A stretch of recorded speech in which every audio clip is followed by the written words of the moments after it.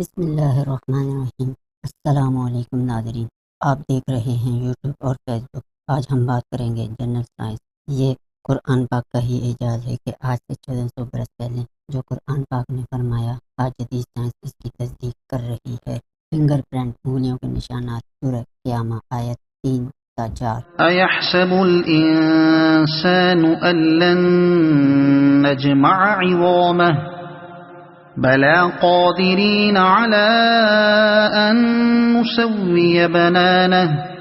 کیا آدمی یہ سمجھتا ہے کہ ہم ہرگز اس کی ہڈیاں جمع نہ فرمائیں گے؟ کیوں نہیں، ہم قادر ہیں کہ اس کے پور ٹھیک بنا دیں۔ کافر یہ دلیل پیش کرتے تھے کہ آدمی مر کر مٹی میں مٹی ہو جاتا ہے، اس کی ہڈیاں گل سڑ جاتی ہیں، روز قیامت اللہ تعالیٰ ان کو کیسے زندہ فرمائے گا؟ اس کے جواب میں اللہ تعالیٰ فرماتا ہے کہ وہ نہ صرف ہماری ہڈیاں دوبارہ جوڑ سکتا ہے بلکہ ہماری انگلیوں کے پر تک ٹھیک بنانے پر قادر ہے۔ قرآن پاک نے انگلیوں کے پر فنگر پرنٹ کی کیوں بات کی؟ سوال۔ 1880 عیسوی میں فنگر پرنٹ کو شناخت کا ایک سائنسی طریقہ قرار دے دیا گیا۔ اس سلسلے میں سر فرانسس کولٹ نے تحقیق سر انجام دی تھی اور اس تحقیق کی روشنی میں فنگر پرنٹ کو شناخت کا ایک سائنسی طریقہ قرار دیا گیا تھا۔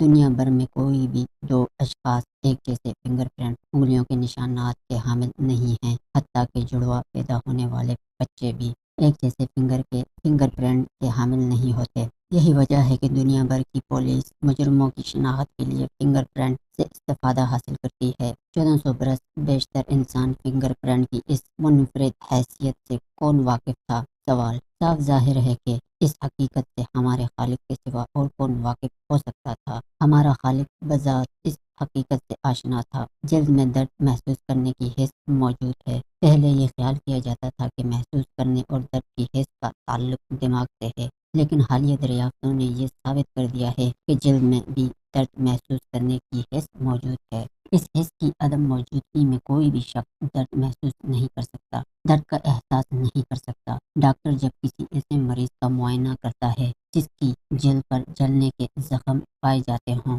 وہ جلنے کے زخموں کی نوعیت کی جانچ کرنے کے لیے ایک سوئی استعمال کرتا ہے۔ وہ مریض کی جلد میں سوئی لگاتا ہے۔ اگر مریض درد محسوس کرے تو ڈاکٹر خوش ہو جاتا ہے، کیونکہ اس سے یہ ظاہر ہوتا ہے جلنے کے زخم زیادہ گہرے نہیں ہیں اور درد محسوس کرنے کی حس کو کوئی نقصان نہیں پہنچا۔ دوسری طرف اگر مریض سوئی لگنے پر درد محسوس نہ کرے تو اس سے یہ ظاہر ہوتا ہے کہ جلنے کے زخم گہرے ہیں اور درد کی حس کو نقصان پہنچ چکا ہے اور وہ تباہ و برباد ہو کر رہ گئی ہے۔ درج ذیل آیت مبارکہ میں قرآن پاک جلد میں درد محسوس کرنے کی حس کی وضاحت انتہائی خوبی کے ساتھ پیش کرتا ہے۔ سورہ نساء آیت 56۔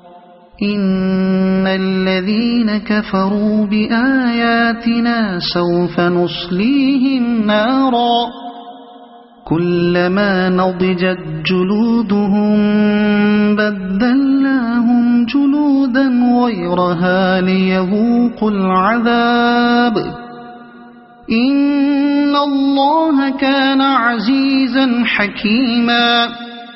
جنہوں نے ہماری آیتوں کا انکار کیا، ان قریب ہم ان کو آگ میں داخل کریں گے۔ جب کبھی ان کی کھالیں پک جائیں گی، ہم ان کے سوا اور کھالیں انہیں بدل دیں گے کہ عذاب کا مزہ لیں۔ بے شک اللہ غالب حکمت والا ہے۔ پروفیسر تیجاسن تھائی لینڈ کے یونیورسٹی چیانگ مائی کے شعبہ علم تشریح الاعضاء کا چیئرمین، اس نے جلد کی درد محسوس کرنے والی حس کے ضمن میں بہت زیادہ تحقیق سر انجام دی تھی۔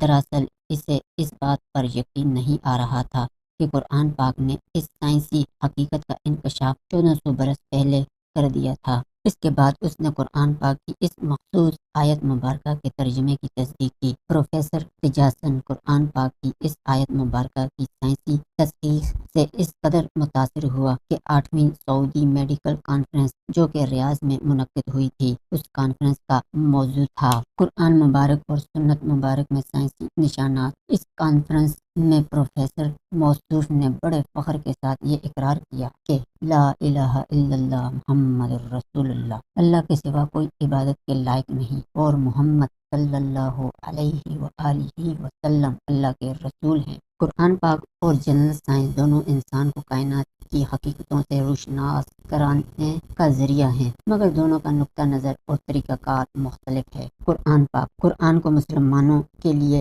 الہی ہدایت کا ذریعہ سمجھا جاتا ہے۔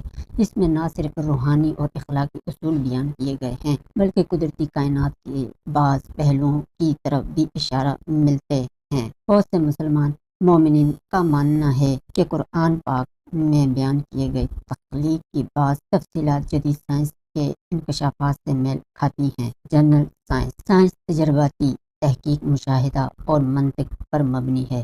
اس کا مقصد قدرتی مظاہر کی وضاحت اور قوانین کی دریافت ہے۔ سائنس کی بنیاد شواہد اور تجربات پر ہے، اور یہ نظریات کو بار بار جانچ کر حقائق تک پہنچنے کی کوشش کرتی ہے۔ تعلق اور ہم آہنگی۔ بہت سے اسلامی دانشور اور سائنسدان سمجھتے ہیں کہ قرآن پاک میں موجود کچھ آیات میں بیان کردہ حقائق کو جدید سائنس نے بعد میں دریافت کیا ہے، مثلا کائنات کی ابتدا، خلقت انسان اور قدرتی نظام کے اصول۔ تاہم یہ بھی ضروری ہے کہ قرآن کی تعبیر کرتے وقت اس کی روحانی اور اخلاقی نوعیت کو مد نظر رکھا جائے اور اسے صرف انسانی تشریحات تک محدود نہ کیا جائے۔ بعض آیات کی تشریحات میں اختلاف بھی پایا جاتا ہے۔ کچھ علماء اور سائنسدان ان آیات کو علامتی یا استخارہ کے طور پر دیکھتے ہیں، جبکہ کچھ کا خیال ہے کہ یہ آیات حرف بے حرف بیان کی گئی سچائی کی عکاسی کرتی ہیں۔ نتیجہ، قرآن پاک اور جنرل سائنس دونوں اپنے اپنے میدان میں اہم اور قیمتی ہیں۔ قرآن انسان کی رہنمائی، اخلاقی اور روحانی ترقی کا ذریعہ ہے، جبکہ سائنس ہماری دنیا کو سمجھنے اور قدرتی قوانین کی دریافت کا ذریعہ ہے۔ اگر ان دونوں کو ایک ساتھ سمجھا جائے تو یہ ایک جامع نظریہ فراہم کر سکتے ہیں جو انسانی زندگی اور کائنات کے اسرار کو بہتر طور پر